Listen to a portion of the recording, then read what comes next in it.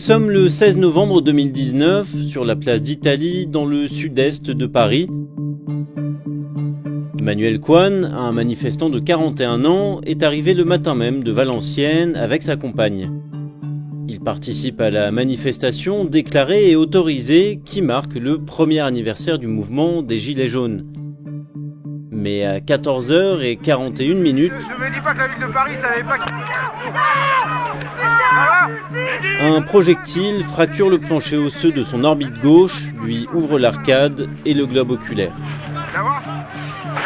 Manuel Coan vient de perdre l'usage de son œil gauche de manière irréversible.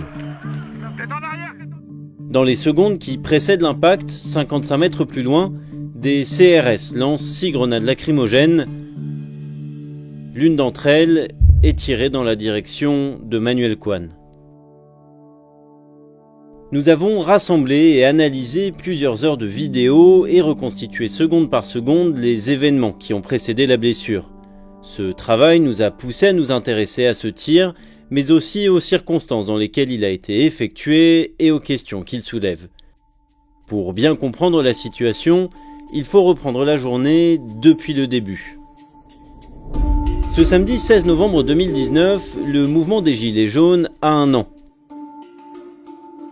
Pour l'occasion, plusieurs rassemblements ont été annoncés à travers la France. Les Gilets jaunes vont-ils remobiliser pour leur premier anniversaire? Plusieurs appels ont été lancés. Plusieurs milliers de manifestants sont attendus partout en France ce samedi.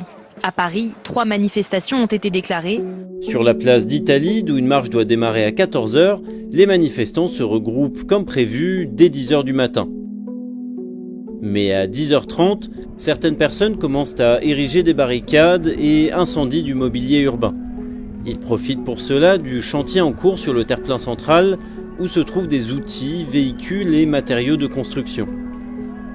Les forces de l'ordre interviennent aussitôt, les affrontements commencent et vont gagner en intensité au cours de la journée. Des gendarmes et des policiers organisent des barrages filtrants sur les artères autour de la place pour fouiller les nouveaux arrivants d'un côté et contenir les violences de l'autre. Peu avant midi, des camions de pompiers arrivent pour éteindre des feux de véhicules et des barricades. Alors que les manifestants continuent d'affluer sur la place, les échauffourées se font plus violentes.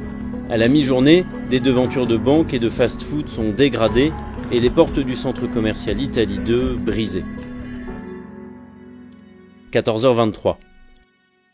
Alors que la manifestation est censée se mettre en marche, un tweet de la préfecture de police de Paris annonce que le préfet demande l'annulation de la manifestation. Sur la place, où se trouvent alors près de 3000 manifestants, la confusion grandit. L'information de l'interdiction circule lentement, la place est traversée par des nuages de lacrymogènes, il devient très difficile de se déplacer.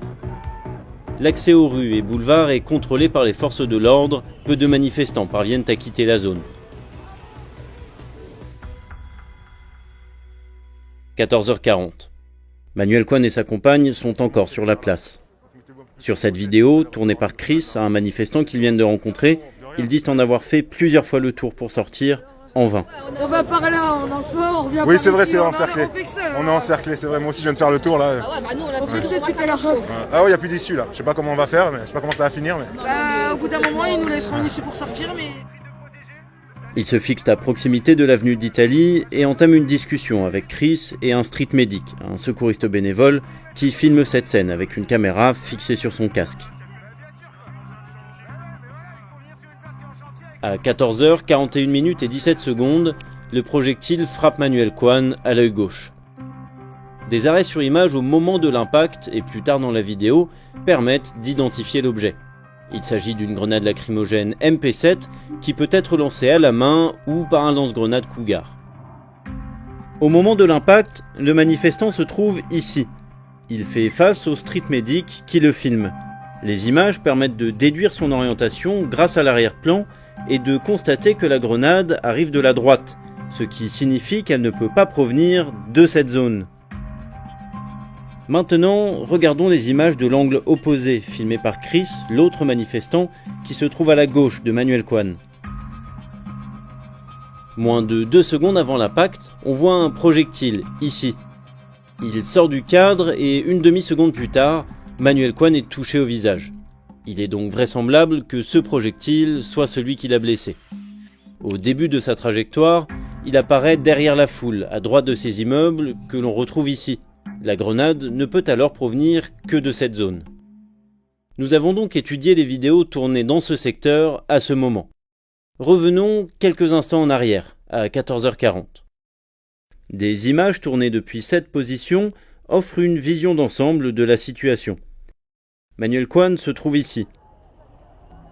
Un camion de pompiers situé au milieu d'une foule de manifestants est immobilisé.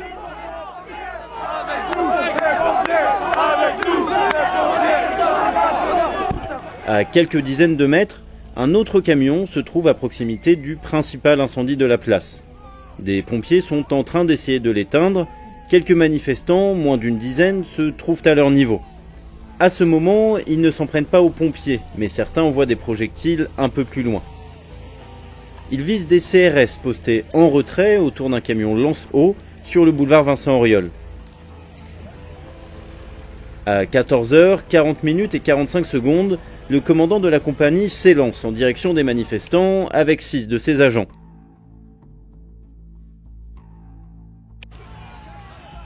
Ils arrivent au niveau des pompiers et vont recevoir en 15 secondes une soixantaine de projectiles, dont des bouteilles en verre, des barres métalliques et des pavés.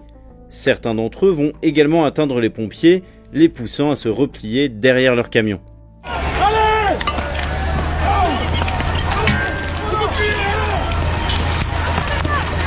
À ce moment, dans la zone d'où vient la grenade qui a blessé Manuel Kwan, seuls ces 2 CRS sont armés de lance-grenades Cougar. Ils se situent ici. Tout va alors se dérouler dans les 20 secondes suivantes. Les policiers vont utiliser 6 grenades MP7, 4 tirées au Cougar et 2 lancées à la main.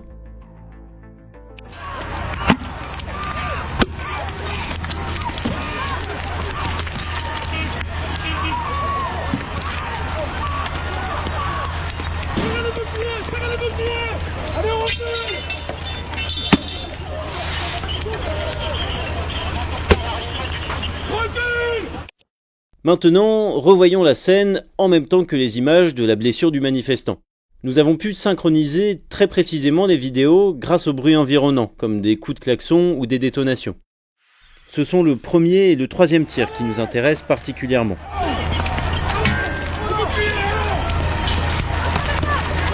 Cet agent, qui vient de recevoir un pavé sur le casque, va réaliser un premier tir, presque à l'horizontale, sans faire de victime connue.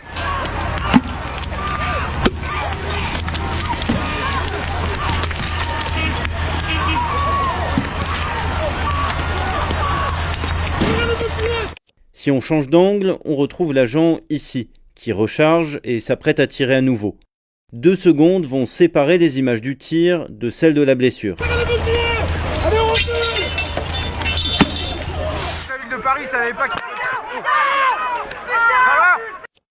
Si on regarde à nouveau cette séquence sous cet angle, on constate bien qu'il s'écoule la même durée entre le tir et la chute de la grenade dans la zone où se trouve Manuel Kwan.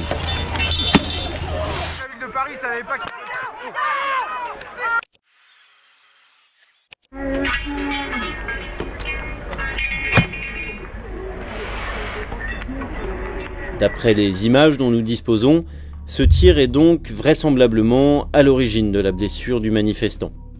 Et la manière dont il est réalisé soulève plusieurs questions.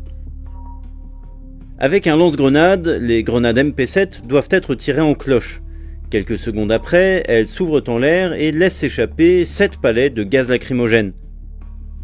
Leur dispersion permet de couvrir une large surface, mais aussi de diminuer leur dangerosité, puisque les galets, comme l'enveloppe de la grenade, ne pèsent que quelques dizaines de grammes. Mais revenons à l'action de ce policier. L'analyse des vidéos montre qu'il tire avec un angle d'à peine 15 degrés par rapport au sol.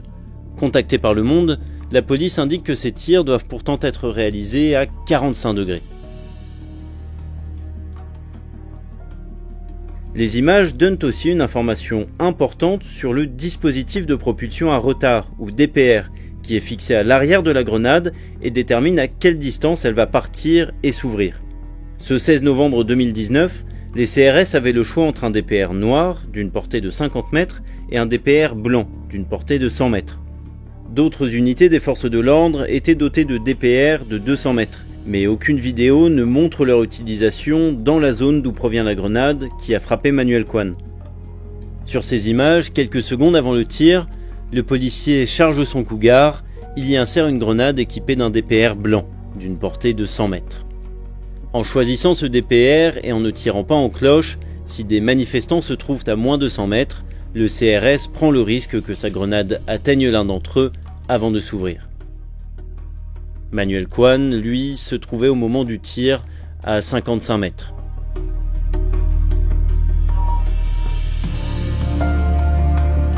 Le 22 novembre, le parquet de Paris a annoncé l'ouverture d'une information judiciaire. Il répond ainsi à la plainte déposée par Manuel Kwan contre X pour violence volontaire en réunion par personne dépositaire de l'autorité publique ayant entraîné une infirmité permanente. Le parquet n'a par contre pas retenu celle déposée contre le préfet pour complicité et violation de liberté individuelle. Contacté le 2 décembre par Le Monde, la police n'a pas souhaité commenter l'enquête en cours, précisant tout de même que les investigations sont toujours menées par la branche parisienne de l'IGPN, saisie par le juge d'instruction.